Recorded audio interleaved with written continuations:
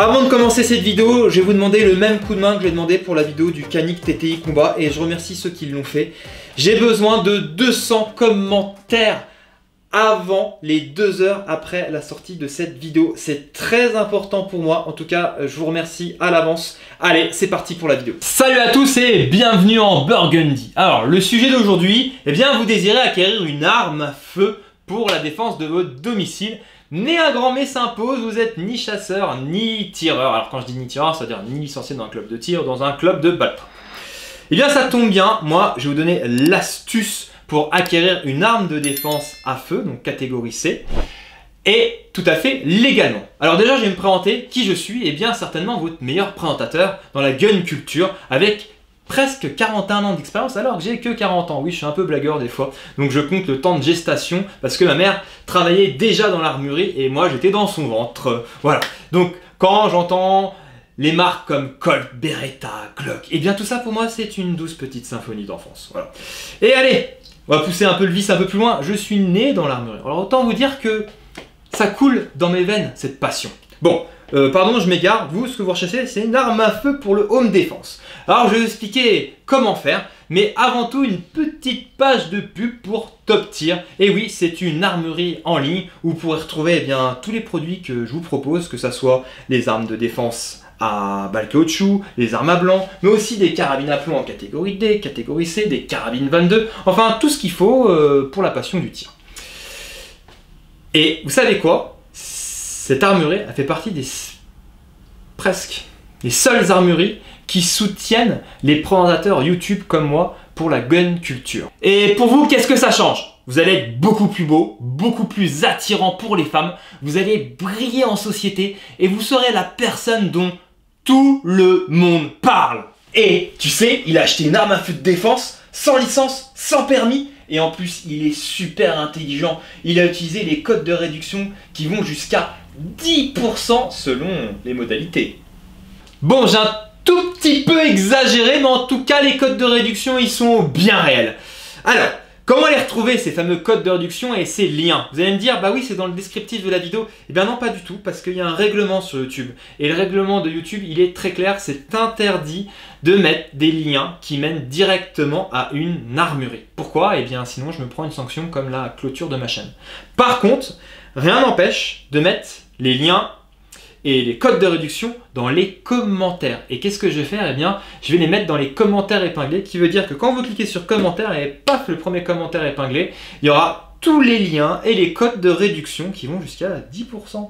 Et oui, c'est intéressant quand même.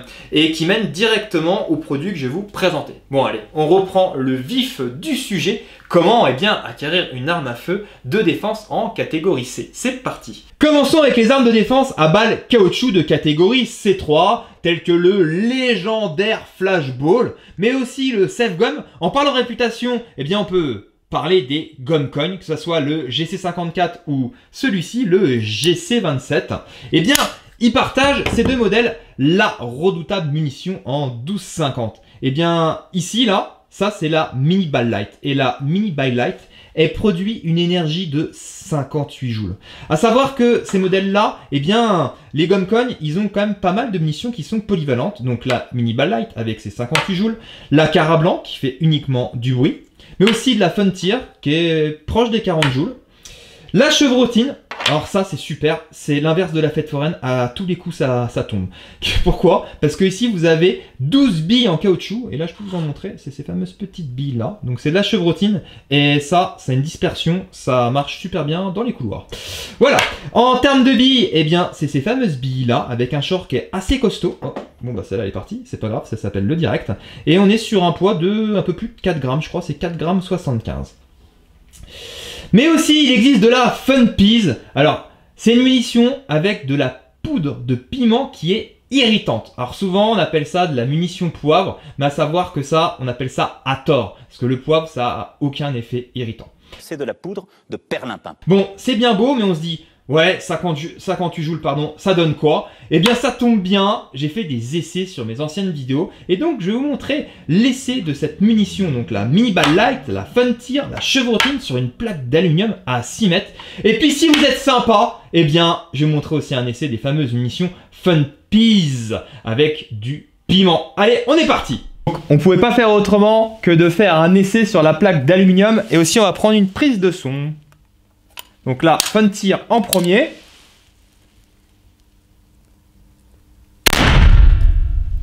Ok. Hop, on va aller voir les impacts. Voici à quoi s'attendre à 6 mètres avec de la Funtir au niveau champignonnage. Donc on est à 26 joules. Voilà ce que ça donne. C'est violent. C'est au tour maintenant de la chevrotine.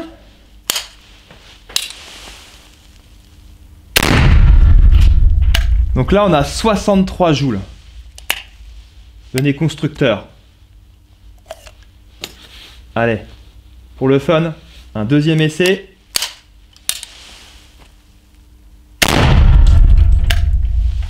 Pouah.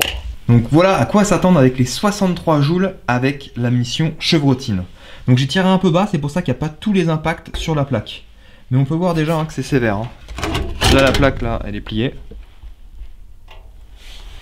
Donc on va prendre de la chevrotine, de la Funtir et de la Mini Ball-Lite. Allez, on commence directement avec la chevrotine. À chaque fois, eh bien, je vais utiliser le canon du haut.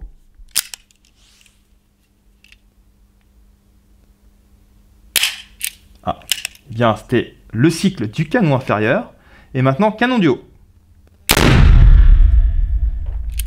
Dommage, ça tire un peu haut. J'ai pris vraiment le centre de la plaque.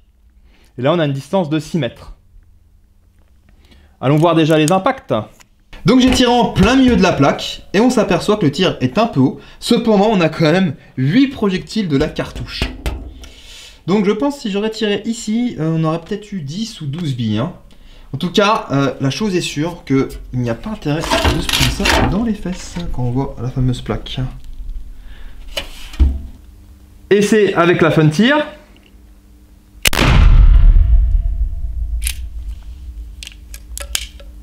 Donc là, j'avais tiré exprès vraiment bas. On voit l'impact, il est tout en bas. Là, c'est vraiment aléatoire la Funtir. Un coup, c'est extrêmement précis. Un coup, on peut partir en haut à gauche. Enfin voilà. Allez, on va regarder l'impact. Donc là, ici, on voit l'impact de la Funtir. Et qu'est-ce que c'est ça? Eh bien, c'est l'impact de la bourre. Et là encore, la conclusion est toujours la même. Vaut mieux pas se prendre ça dans les fesses. Et voici l'essai de la Mini Ball-Lite.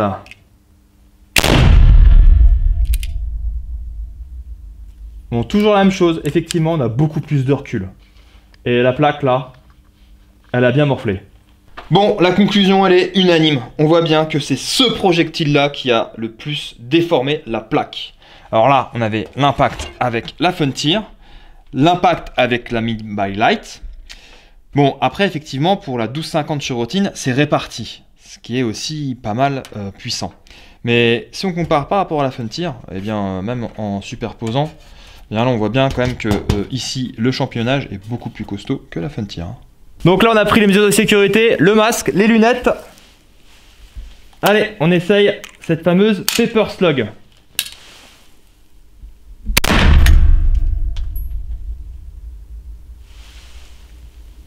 Ouais, on s'en va là. Comme vous avez pu le voir, on a eu une minute de réflexion, se dire est-ce que la bille elle a explosé ou pas. Et là c'est revenu tout de suite vers nous. Et là j'ai voulu voir l'impact, à quoi ça ressemblait, c'est même pas possible de se rapprocher de la cible, c'est pour ça là on a mis la ventile en route.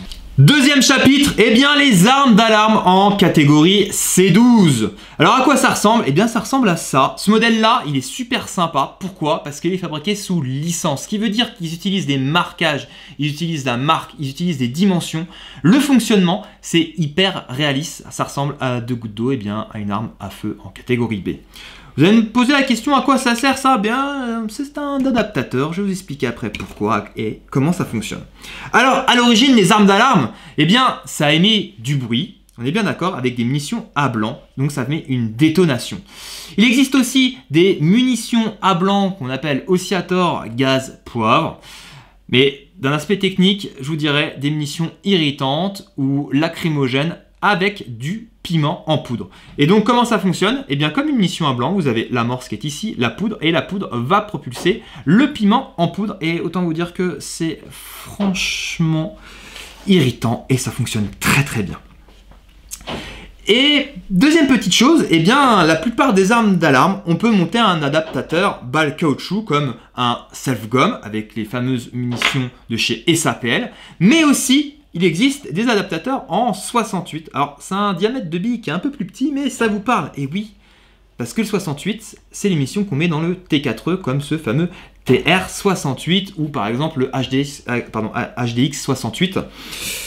Et ça c'est super parce que si vous avez un de ces modèles, ou même vous n'avez pas envie d'acheter ce modèle là mais vous avez envie d'une arme à blanc, eh bien vous pourrez tirer toutes les billes T4E. Que ça soit les billes de chez Umarex avec la fameuse POB 68, les munitions PEB, donc Pepper Dust, donc ces billes là en fait elles contiennent du piment. Mais aussi, si vous voulez un petit peu de fun et vous entraîner avec de la short ball, donc ça c'est les fameuses billes de chez Umarex qui contiennent de la craie, c'est les billes de craie. Et si vous voulez faire du tir récréatif, de la destruction, eh bien vous pourrez tirer aussi la Devastator avec le slug. Et c'est cette fameuse bille d'acier qui est contenue dans ce slug. Ouais, c'est assez sympa. Bon, c'est bien beau, j'en parle. En termes de puissance, ah oui, vous allez peut-être me poser la question. Qu'est-ce qu'on obtient? Alors, ça dépend des munitions à blanc, parce que c'est la munition à blanc qui va propulser le projectile avec l'adaptateur. On est entre les 40 et 60 joules, en gros, voilà. Bon, c'est bien beau d'en parler, mais... Oui, vous voulez les essais? Allez, on est parti pour les essais. Nous voici à la distance de 6 mètres pour effectuer nos fameux tests de perforation dans notre traditionnelle plaque d'aluminium. Alors, on attaque avec l'embout en diamètre 68 et des billes RBI de chez Umarex.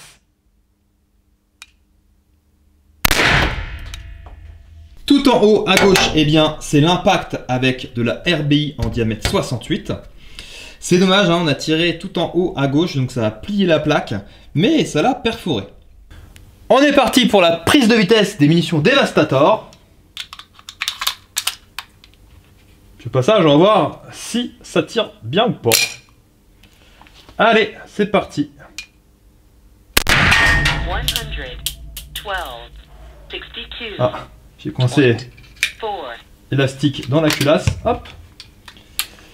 Ok, 112 mètres secondes et 62,4 joules. C'est extrêmement puissant. C'est pour ça que ça doit rester que récréatif. Hein. Interdit en aucun cas, c'est fait pour la défense. Maintenant, on va faire un test de précision. J'ai mis la cible à peu près à 6 mètres. Et sans vous mentir, avec le test avec le chronographe, bon, je me suis pas vraiment appliqué sur ma précision, mais l'impact n'était pas dans la cible. C'est pour ça que j'ai ramené aussi près la cible. Ok, on va faire 2-3 tirs. Tac.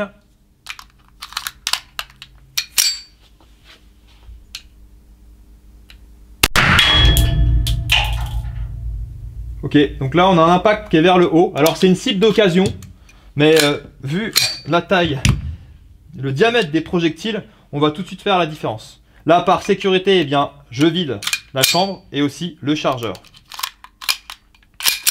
pour insérer eh bien, la Devastator. Ok, finalement, ça tire juste un peu haut. On peut voir, il y a... Ouais, c'est ça, je pense. Hein. On aperçoit déjà les deux impacts sur le haut. Hop, on va voir ça de plus près. Je vise le centre, mais finalement ça tire un peu haut et c'est pas mal groupé. C'est parti pour le test de perforation dans la plaque d'aluminium avec la Devastator. Et bien voici l'impact de la Devastator, ça passe tout droit. Ces armes de défense vous tentent, mais là vous dites la question comment acheter? Eh bien c'est très simple, à l'aide d'une carte de crédit et bien sûr d'aller sur le site web Top Tier. Et en plus, n'oubliez pas les avantages, Top Tier soigne la calvitie. Et aussi, n'oubliez pas, parce que je suis super sympa, il y a les codes de réduction qui sont dans les commentaires épinglés. Ah, c'était pas ça votre question, c'était quels sont les justificatifs nécessaires. Ah pardon, des fois, je divague. Eh bien alors, c'est très simple. Déjà, il faut avoir plus de 18 ans, un peu comme moi, juste un petit peu plus comme moi. Après, votre pièce d'identité. Il vous faut après un justificatif de moins de 3 mois de domicile. Après, il faut créer un compte SIA détenteur sans titre et un certificat médical de moins d'1 mois spécifique pour acquérir une arme de défense en catégorie C3 ou C12. Alors là, je vois tout de suite, bah oui, mais c'est compliqué de créer un compte SIA. Eh bien, c'est beaucoup moins compliqué que de créer un compte sur Pôle emploi, croyez-moi. Un compte SIA détenteur sans titre, ça se fait en 10 minutes top chrono. On prend le navigateur Firefox et ça roule. Par contre, des petits malins vont remarquer que ce n'est pas un champ obligatoire de télécharger son certificat médical lors de la création de son compte détenteur sans titre. Et oui, si vous ne mettez pas votre certificat médical et que vous validez cette étape, eh bien, vous obtenez un compte SIA avec un numéro qui est valide. Après, à savoir que depuis novembre 2023, les armuriers demandent pour l'acquisition donc d'une arme en C12 ou C3, eh bien, ils demandent une pièce d'identité pour contrôler votre identité, un justificatif de domicile de moins de 3 mois et ce fameux numéro de compte SIA valide. Et ainsi, vous pouvez acquérir une arme de défense en C12 ou C3. Et de plus, les petits malins ont aussi remarqué que vous disposez de 3 mois pour télécharger votre certificat médical. Bon, cette technique-là, je vous la recommande vraiment pas du tout, parce que si vous n'obtenez pas votre certificat médical, c'est la cata. Là, vous êtes obligé de restituer l'arme. Voilà, donc c'est pas à tenter cette technique. Voilà. Pour le certificat médical, c'est très simple. Il faut prendre rendez-vous chez son médecin et il faut être en bonne santé physique et aussi psychique. On est bien d'accord? Vous n'allez pas chez votre médecin, vous dites « Je vois des cambrioleurs tous les jours. Ils ont une voiture jaune, c'est écrit La Poste, et ils sont en repérage. J'en suis sûr, ils viennent tous les jours. » Là, c'est clair, c'est mort. Bon, on arrive à la fin de la vidéo. J'espère que vous appréciez mon humour, mais aussi les informations que je vous ai partagées. Sur ce, je vous dis à bientôt et Burgundy Power!